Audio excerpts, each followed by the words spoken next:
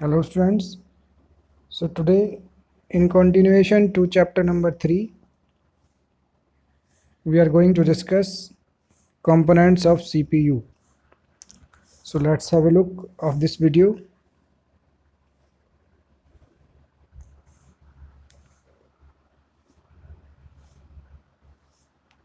The first topic here is components of CPU. तो जैसा कि हम जानते हैं CPU अपने वेरियस ऑपरेशंस को डिफरेंट हार्डवेयर से परफॉर्म करता है और जो CPU के हार्डवेयर्स हैं उनको हम डिवाइड कर सकते हैं memory, storage device, main circuit, motherboard, processor, power controller that is SMPS, ports and cards में. Now memory and storage devices. Memory in context to a computer system refers to the location of storage of information. तो memory computer के context में अगर हम बात करें तो ये स्टोरेज की लोकेशन होती है जहाँ पर कोई भी इंफॉर्मेशन स्टोर होती है. The CPU stores the data in memory storage devices that can be used or retrieved whenever required. CPU data को मेमोरी में स्टोर करता है या स्टोरेज डिवाइस में स्टोर करता है जिसको बाद में यूज़ किया जा सकता है. Memory receives instructions and data from the input devices and stores them till they needed by other parts of the computer. Memory में जो भी डेटा है वो इनपुट डिवाइसेस के थ्रू स्टोर किया जा सकता है जैसे कि कीबोर्ड या किसी एक्सटर्नल मेमोरी के थ्रू, किसी पोर्ट के थ्रू डेटा मेमोरी में स्टोर किया जा सकता है और जब उसकी ज़रूरत होती है तो उसे प्रोसेसर के द्वारा यूज़ किया जा सकता है. Once the instructions are executed, और जैसे ही इंस्ट्रक्शन एग्जीक्यूट हो जाती है रिज़ल्ट फिर से मेमोरी में ट्रांसफ़र कर दिया जाता है या किसी स्टोरेज डिवाइस में ट्रांसफ़र कर दिया जाता है. तो यहाँ पर हम देख सकते हैं मेमोरी को दो पार्ट्स में डिवाइड किया जा सकता है. Memory can be classified into two types. So there are two types of memory. First is primary memory and second is secondary memory. First let's have a look what is primary memory. Primary memory is also known as main memory. Primary memory का जो दूसरा नाम है वो main memory भी होता है और it's the part of CPU which stores the information or data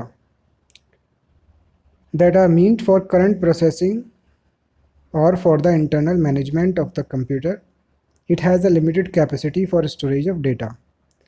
तो जो डेटा इंटरनल प्रोसेसिंग के लिए यूज़ होता है उसको प्राइमरी मेमोरी में स्टोर किया जाता है और इसकी कैपेसिटी लिमिटेड होती है, बहुत ज़्यादा कैपेसिटी नहीं होती है. तो प्राइमरी मेमोरी को फर्दर हम दो पार्ट्स में डिवाइड कर सकते हैं, दो ग्रुप्स में.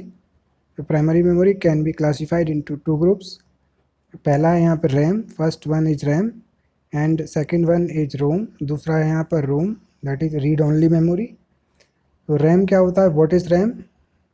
It holds the information temporarily during the ongoing operation of a computer. ये डेटा को टेम्परेरीली स्टोर रखता है जब तक कि कोई भी प्रोसेसिंग इस पर चल रही होती है. When a computer is under operation the data और instructions are stored into its memory for instant access. तो जब कंप्यूटर अंडर प्रोसेस में होता है, अंडर ऑपरेशन होता है, तो डेटा और इंस्ट्रक्शंस इस मेमोरी के अंदर से इंस्टेंटली एक्सेस कर लिए जाते हैं. During the course of execution of instruction some intermediate results may be produced which are stored in the RAM. तो अगर कोई इंटरमीडिएट रिजल्ट आता है इसमें तो वो भी रैम के अंदर ही स्टोर किया जाता है. रैम एक वॉलेटाइल मेमोरी होती है, RAM is a volatile memory. और जब कंप्यूटर को स्विच ऑफ कर दिया जाता है, when computer is switched off, तो पावर सप्लाई इंटरप्ट होती है. अगर पावर चली जाती है बीच में तो जो भी कंटेंट है यहाँ पर रैम का वो डिसअपीयर हो जाता है. इसीलिए इसका नाम वॉलेटाइल मेमोरी रखा गया है. RAM chip is made of metal oxide. ये मेटल ऑक्साइड की बनी होती है और मेटल ऑक्साइड सेमीकंडक्टर, जिसको MOS कहते हैं। RAM is available in the form of chip off different capacities. ये अलग अलग कैपेसिटीज़ में अवेलेबल होती है, जैसे कि यहाँ पर एग्जांपल देख सकते हैं हम 4 GB, 8 GB, 16 GB, 32 GB, 64 GB etcetera. ये इसकी कैपेसिटीज़ हैं। इससे भी ज़्यादा कैपेसिटीज़ में रैम अवेलेबल हैं। You can upgrade the capacity of existing RAM in computer by installing extra RAM chips in addition to the existing ones। तो अगर हम अपने सिस्टम में रैम को अपग्रेड करना चाहें तो हम और उसमें एक्स्ट्रा चिप्स इंस्टॉल कर सकते हैं, ऐड कर सकते हैं। There are different types of RAMs. RAM के भी कई टाइप होते हैं, जिसमें आप देख सकते हैं एग्जांपल के लिए एक SRAM, DRAM, SDRAM, EDRAM and ECRAM etcetera etcetera. इसके बाद next type of primary memory is ROM. तो दूसरा प्राइमरी मेमोरी का या मेन मेमोरी का टाइप है रोम। रोम क्या है? It stores a set of pre defined instructions for internal operation of a computer. पहले से प्री डिफाइंड इंस्ट्रक्शंस को स्टोर करने के लिए रोम का यूज़ किया जाता है। इसको हम नॉन वॉलेटाइल मेमोरी भी कहते हैं। It is also referred as non volatile memory, और इसका दूसरा नाम है firmware. Once the user switches on the computer automatically does a series of sequential task. तो जब भी किसी कंप्यूटर को स्विच ऑन किया जाता है तो कंप्यूटर कुछ सीक्वेंशियल टास्क को परफॉर्म करता है, सीरीज ऑफ सीक्वेंशियल टास्क को परफॉर्म करता है। जैसे पोस्ट, इसका मतलब होता है पावर ऑन सेल्फ टेस्ट, इसको ये चेक करता है। इसके बाद रैम टेस्ट करता है कंप्यूटर, एट्सेट्रा एट्सेट्रा। इसके अलावा और भी कई सारे फंक्शंस कंप्यूटर चेक्स परफॉर्म करता है। Before the user starts its operation the instruction for such predefined set of task are stored in Rome.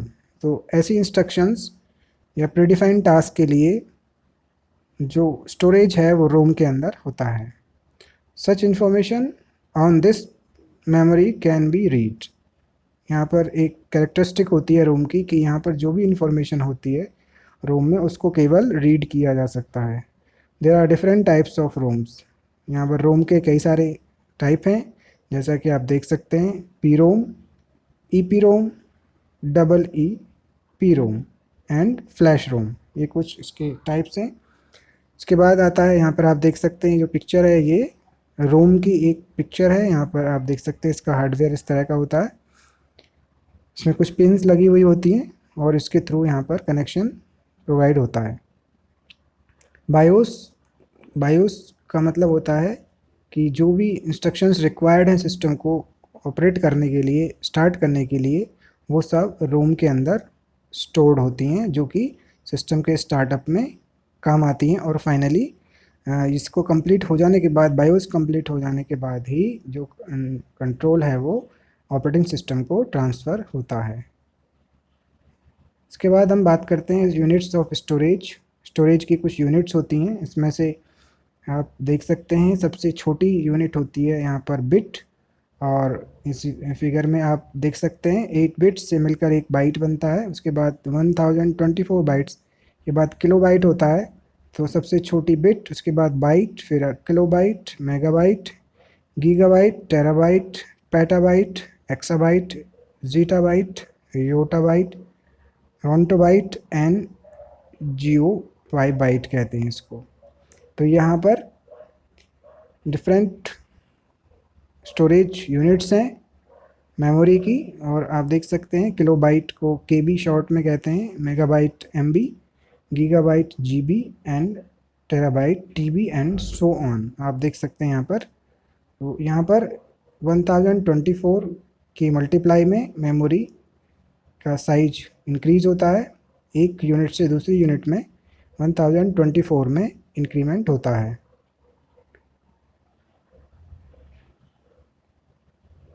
Next is secondary memory और ऑक्सिलरी मेमोरी। तो प्राइमरी मेमोरी के बारे में हमने जाना, अब हम जानेंगे सेकेंडरी मेमोरी क्या है। सेकेंडरी मेमोरी एक परमानेंट स्टोरेज ऑफ डेटा के लिए यूज़ होती है। यहाँ पर डेटा परमानेंट रहता है। रैम की तरह यहाँ पर पावर ऑन या ऑफ हो जाने से यहाँ पर डेटा में कोई लॉस नहीं होता है।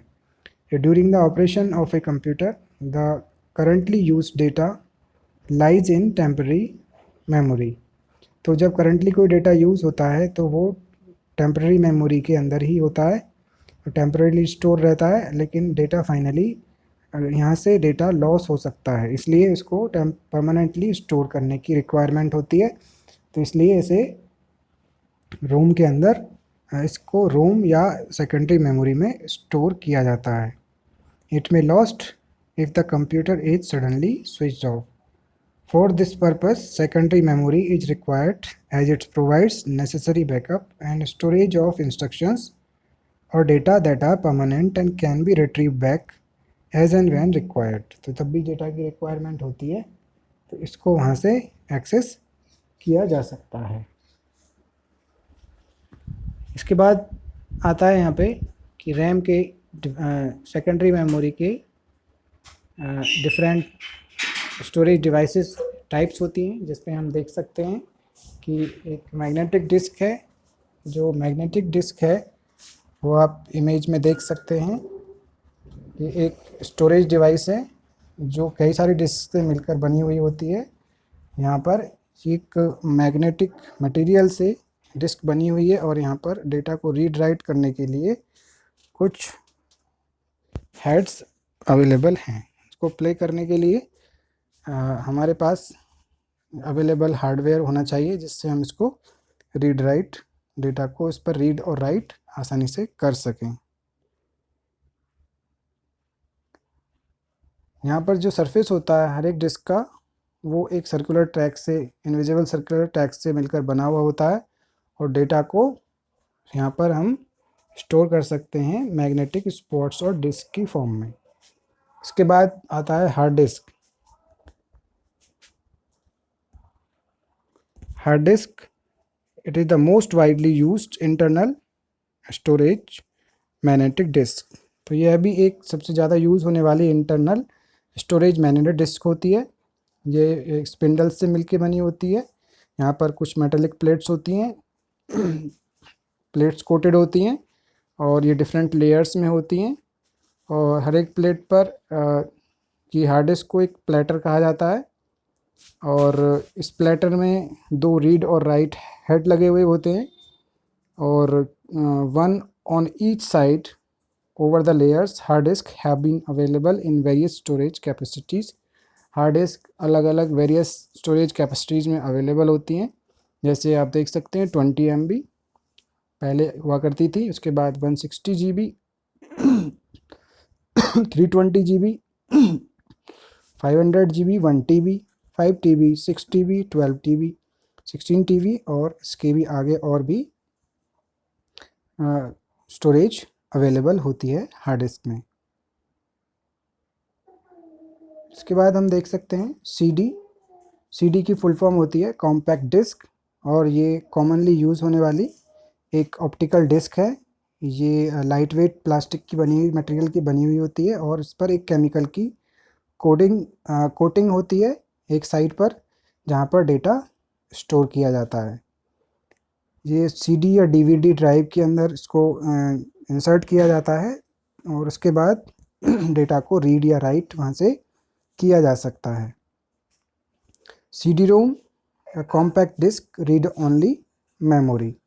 डेटा को रीड करता है जब from the CD writer. Data can be read and written as well. यहाँ से डेटा को रीड और राइट भी किया जा सकता है। The capacity of 120 mm standard CD is 700 MB। इसकी जो कैपेसिटी होती है storage capacity 120 mm standard CD की वो 700 MB के करीब होती है। उसके बाद आता है DVD। DVD को हम कहते हैं डिजिटल वर्सेटाइल डिस्क या डिजिटल वीडियो डिस्क। तो ये भी दिखने में CD की जैसे ही होती है बट इसकी जो कैपेसिटी है वो CD से ज़्यादा होती है। Means it has 17.1 GB storage capacity और हमने देखा CD की स्टोरेज कैपेसिटी 700 MB होती है। DVD is the merging of video and audio in common format. Next is Blu-ray disc. तो Blu-ray disc डेटा 128 GB तक डेटा को स्टोर कर सकती है और यह भी दिखने में CD और DVD की जैसी ही होती है, लेकिन इसकी टेक्नोलॉजी अलग होती है। It has been developed by Blu-ray disc association, BDA ने इसको डेवलप किया था और ये एडवांस होती है CD और DVD से। ब्लू-रे इसके अंदर ब्लू वायलेट लेज़र यूज़ किया जाता है डेटा को रीड और राइट करने के लिए। इसके बाद आता है फ्लैश मेमोरी। तो फ्लैश मेमोरी स्मॉल साइज की एक्सटर्नल स्टोरेज डिवाइसेस होती हैं जो कॉमनली यूज़ होती हैं डिजिटल कैमराज में, mobile phone, MP3 players etcetera के साथ, और इसको प्लग किया जा सकता है USB के साथ और यहाँ से डेटा को रीड और राइट किया जा सकता है, कंप्यूटर में डेटा को फीड किया जा सकता है और ट्रांसफ़र किया जा सकता है। ऐसे ही एक पेन या फ्लैश ड्राइव होता है, ये भी स्मॉल साइज में होता है लेकिन इसकी स्टोरेज कैपेसिटी ज़्यादा होती है, ये बहुत लाइट वेट होता है, इसको हम कहीं आसानी से ले जा सकते हैं, डेटा को इससे ट्रांसफ़र किया जा सकता है एक जगह से दूसरी जगह पर। तो आजकल पेन ड्राइव्स सबसे ज़्यादा यूज़ होने वाली एक्सटर्नल स्टोरेज डिवाइस है जिससे कि डेटा को ट्रांसफ़र किया जाता है एक डिवाइस से दूसरी डिवाइस में, और इसके लिए एक अटैचमेंट स्लॉट होता है जिससे हम इसको ईजीली सिस्टम के अंदर इंसर्ट कर सकते हैं, अटैच कर सकते हैं कंप्यूटर के USB में, यूनिवर्सल सीरियल बस पोर्ट के अंदर। इसके बाद मेमोरी स्टिक होती है। मेमोरी स्टिक का यूज़ होता है, कोई चिप है उसको हम इसमें इंसर्ट कर सकते हैं, यहाँ से इसको कनेक्ट करके USB के साथ हम कंप्यूटर से डेटा को ट्रांसफ़र कर सकते हैं इस चिप में। तो that's all about this topic, and in next video we will discuss about some of the other remaining external or auxiliary devices.